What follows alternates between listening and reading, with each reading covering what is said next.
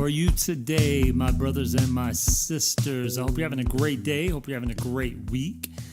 Thank you for listening to The Mitch Gray Show. Once again, if you have not subscribed, make sure you subscribe anywhere you listen to podcasts. Also follow us on social media, Instagram, Twitter, and Facebook, M Gray Media, MGRAY Media, to stay up to date with everything we're doing, to check out our daily content, to receive some inspiration and encouragement, and to, just have some all-around good fun. So make sure you follow us and engage with us on social media. Also, if you've not bought the new book, The Gathering Place, please make sure you go order that today. You can find that at Amazon, Barnes & Noble, Lulu. You can also visit your local bookstore, ask them for the Gathering Place by Mitch Gray, and they can order it for you. They most likely will not have it in stock, but they can order it for you and have it within a few days. So please go order that book. It will inspire you. It will encourage you. And I have a few ideas in the next few weeks to actually educate people on what that book is about. I probably should have done this a few months ago when it released, but I just didn't know. You know, half the stuff in life is just doing stuff and then learning from it and then doing it better because you learned from it. At least that's my theory. And so it means you screw up a whole lot of things, but it means you learn a whole lot of stuff, and it means you get to do more cool stuff because you learned stuff from all the stuff you screwed up. That's the best way to do it. Yeah. Got that little pop in the P in there for you. All right. Let's talk about some good things today. Our theme, the power of permission. The change you seek is awaiting. The change you seek is awaiting. It's an interesting time of year because we're on the almost the fit to the finish line of the year 2018. It is crazy how fast this year has flown by. I think it happens like that every year, right? We get to the end of the year and we say, oh my gosh, this year's flown by. But you know what's interesting is this year, like last year, had the same amount of days and the same amount of weeks. And interestingly enough, the same amount of hours in each day and the same amount of seconds in each hour. And so I always find it interesting when I think to myself, oh my gosh, this year's flown by. Or when I'm hear someone say, oh, I can't believe 2018's in it. It's like we knew that this year was going to have the same amount of time as last year. And so, I don't know. I just find it interesting that we are surprised by the end of the year. It's like it's there. It's been there. We all use a calendar. We all know, right? Yet we're all surprised. Oh, my gosh, 2018. But nevertheless, 2018 is almost over. I hope it's been a year of pleasantries for you. If it has been a year that was filled with challenges and tragedies, first of all, I'm sorry and my heart goes out to you. If it's been a year that you have suffered loss or transition, I hope and pray that that loss and transition has entered into your life a new opportunity for new inspiration and new courage. I remember a few years ago when we lost my grandmother. It definitely was a year and a season of loss and transition. And so if that's been the case for you, then my heart of compassion reaches out to you now. If you're in a place that you need healing, and 2018 is one of those years where you're like, get the out of here, you know? It's like, I just want 2019 to start so I can have a fresh start. Then I hope that's what 2019 is for you, my brother or my sister. A year of renewal and a year of redemption and a year of hopefully some goodness. Yeah, that the universe will balance back its swing into some goodness for you. So, but my friends, the change that you are seeking, it awaits you. The change you seek is awaiting. That's an interesting concept because so often, just like we look at the beginning of the calendar and we say, oh, I'm pumped for 2019, and then it seems like 60 minutes later, we're saying, oh my gosh, 2019 is over. It's almost like we're saying, while we're excited for the new year, We regret that we have left something in the year that is behind us. It's almost like we're saying we aspire to these great changes and these new ways about us, yet it's December 4th, so I'm going to wait another 27 days, right? It's like we know what we need to do, yet we aren't quite willing to do it. We are seeking change, but we're not so ready for that change that we want to make ourselves aware of the resolve that lies within us. So I want to talk today a little bit about what is awaiting you already. It was once said that all the knowledge you need is floating around you. All you have to do is breathe it in. All the wisdom you need is already within. All you have to do is receive. And I believe that is the same with change. I believe that anything we need, any resource, any wisdom, any knowledge is already awaiting us. It's just that we haven't raised our level of awareness enough to recognize what already exists.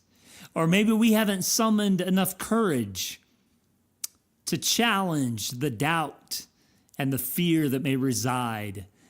A few months ago, we talked about the power of what if. And you can use the power of what if to talk you out of things or into things. In other words, everything that you need already exists. It's kind of like you go to the grocery store and you buy all of these groceries and you take all of these groceries home and you put them in your cabinets and you put them in your refrigerator and you put them in your freezer and you put them in your pantry and you have all of these groceries. And with all of those groceries, you may actually have planned a menu, but the funny thing is about food, all of that food that you bought will actually make way more than your menu dictates. It's like, I want to make some biscuits. You've probably got everything you need at your house to make biscuits. You just need the awareness. Everything you need already exists, and now I'm getting hungry. It already exists. It's just a matter of your awareness and your receptivity and your level of energy and what some call vibration. It all boils down to, how are you willing to function in this life? 4 things really quickly on the change you seek is awaiting. Number 1, we must learn the art of language. And when I say the art of language, I'm not talking about outward language to others. I'm talking about inward language to ourselves. It's amazing if you wake up in the morning and you tell yourself, I can accomplish anything, I believe in myself, I love myself, and everything I need is at my disposal. It's amazing how you go about your day aware of all the positive in life. Yet conversely, you can wake up every day and say, I am ugly, I don't fit in, none of my clothes fit, I'm a failure, I can't do it, and I don't have all my resources. Guess what your day will be filled with? It will be filled with lack and negativity. The art of learning to speak to ourselves might just be the single most miraculous thing that exists in the universe.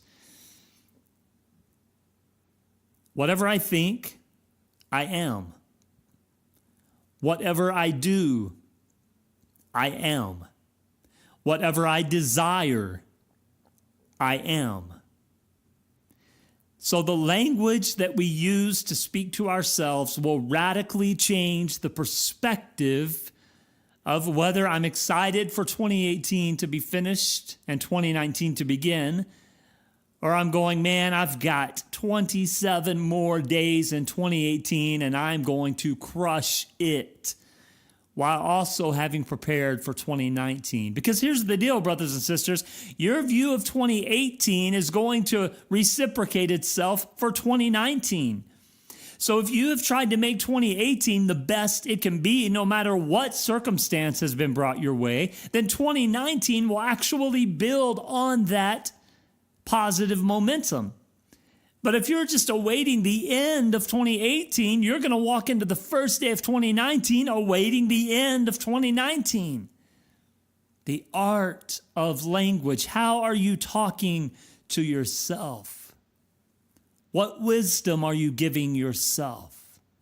What affirmation are you giving yourself?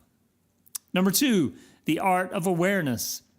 If we're going to change our language and our verbiage, and if we're going to talk to ourselves in positive ways, I am powerful, I am strong, I am beautiful, I do love myself, I am healthy, everything I need is awaiting me, I am inquisitive, I am curious, I am adventurous, I can do anything I set my mind to. If that's going to be the language we are going to switch to, the next step is we must be aware of opportunities that come our way. In other words, I can get up every morning and say all of those wonderful things to myself, and I can walk out the door with a smile on my face, and I can say, thank you, sun, for shining, or thank you, rain, for falling, and I can get in my car, and I can drive to my workplace, and I can sit in my car all day telling myself all of those awesome things, and I can feel great, but never leave my car.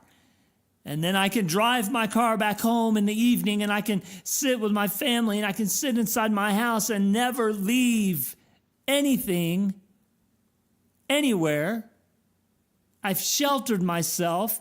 So all of those positive affirmations, while they may be good for my soul, they've done nothing to raise my awareness for opportunity.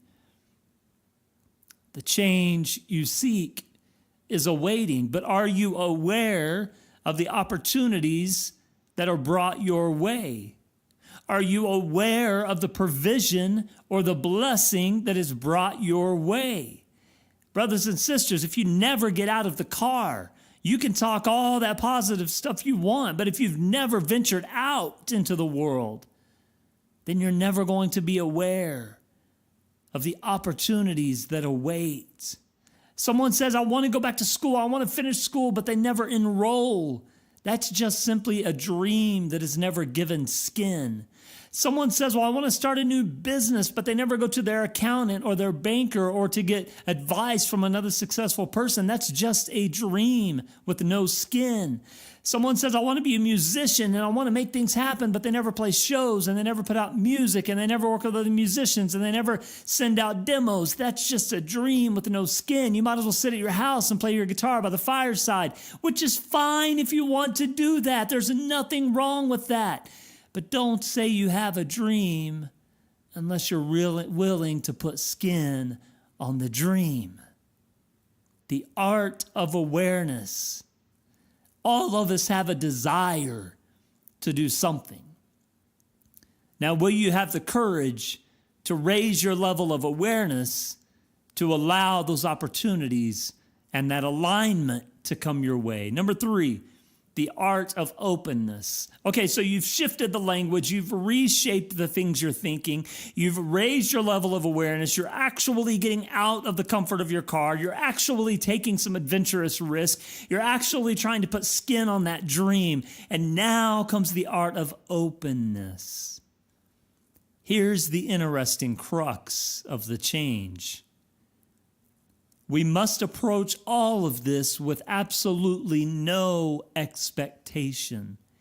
It is possible to dream and dream big. It is possible to be an idealist and a curator of thought. It is possible to be a visionary, yet have no expectation. You see, what happens is when you expect certain things, anything less becomes failure. You're no longer open to the variety of ways that others or the divine or the universe or however you want to package it may bring these opportunities to you. So now you've taken that awareness and all your awareness is focused on is your expectation, and anything less than that expectation will just crush your spirit. So when we talk about the art of openness, what we're saying is we're approaching the day with passion and with excitement and with adventure and with shifting the art of language and accepting the art of awareness, but open to any opportunity that may knock on the door. No expectation, all passion. And lastly, the art of listening. Brothers and sisters, the greatest person you can get to know is yourself. I believe you are smart. I believe you have wisdom and knowledge within you that you don't even fathom. By the way, I believe these things about myself as well, which is why I'm constantly learning to listen to what the depths of my soul are telling me. And what that leads me to do is that leads me to listen to others and to learn from others, to seek out wisdom and knowledge. And what that leads me to is to actually listen to the information I'm given. It lets me listen to the noises of nature at night and those small whispers in the breeze. It lets me listen to what I know is best. The art of listening. When I listen to myself, I can identify where the shift in language needs to occur. When I listen to myself, I can identify the painting of awareness that needs to take place. When I listen to myself, I can identify the opportunities I'm missing because I'm closed by expectation to certain things. When I listen to myself, I can begin to realize where the redemption needs to take place, where the reshaping needs to take place, where the shifting needs to take place. The art of listening. Listen carefully. Judge yourself rarely. Condemn yourself never. Because the change, my brothers and sisters, that you are seeking, whether you are trying to transition into living your dream, whether you are trying to achieve those goals, whether you are sitting here right now reviewing 2018 and looking forward to 2019, whatever it is, the change that you seek is actually awaiting you. It's not something you're trying to achieve. It's not something that you're stressing about. It's not something that you're trying to lunge toward. The change is already there. It already exists. All we must do is step into it. The art of language, the art of awareness, the art of openness, and the art of listening. May you, my brothers and sisters, finish this year strong.